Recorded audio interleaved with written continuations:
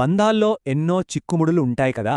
ఈరోజు అలాంటి ఒక నిజమైన, అత్యంత భావోద్వేగమైన కథను విశ్లేషిద్దాం. ఒక చిన్న ప్రశ్న.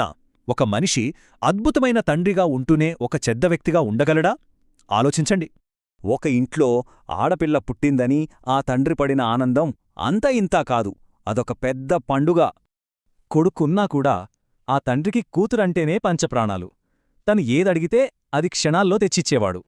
చిన్నప్పుడు ఆ కూతురు కూడా నాన్నను అంతే స్వచ్ఛంగా ప్రేమించింది. వాళ్లది నిజంగా ఒక అద్భుతమైన బంధం.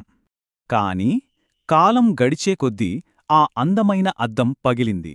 ఎవరికీ తెలియని కొన్ని చేదు నిజాలు ఒక్కొక్కటిగా బయటపడ్డాయి. పగలంతా ఆటో నడుపుతూ కష్టపడేవాడు, కాని రాత్రికి ఆ సంపాదన మొత్తం పేకాటలో ఆడేసేవాడు. విచిత్రంగా ఉంది గదూ.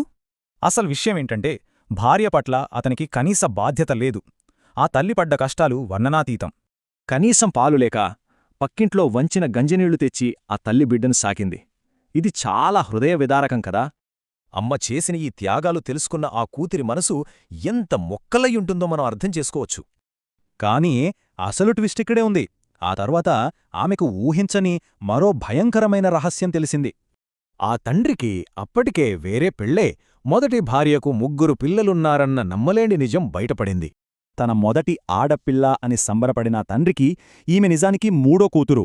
ఎంతటి విడ్డూరమో కదా. మొదటి భార్యకు చివరి బిడ్డ పుట్టిన ఏడాదినే వాళ్లను వదిలేసి ఇలా 2వ పెళ్లి చేసుకున్నాడు.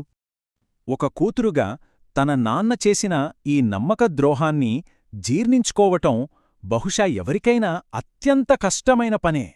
ఇక్కడ 2 విరుద్ధమైన కోణాలు. ప్రాణమిచ్చే తండ్రి ఒకవైపు, కుటుంబానికి ద్రోహం చేసిన బాధ్యతలేని మనిషి మరోవైపు. 3 కన్నపిల్లలకు అంత ఘోరమైన అన్యాయం చేసినందుకు అతన్ని ఖచ్చితంగా ఒక చెడ్డవాడుగానే చూడాలా?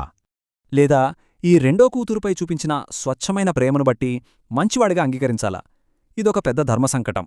ఈ 2 నిజాల మధ్య నలిగిపోతూ ఆ కూతురు అనుభవిస్తున్న మానసిక సంఘర్షణ నిజంగా వర్ణనాతీతం. చివరగా మిగిలే ప్రశ్న ఒక్కటే. ఇప్పుడు ఆ తండ్రి చెడ్డవాడా లేక మంచివాడా? ఇదొక సమాధానం దొరకని చిక్కుముడి.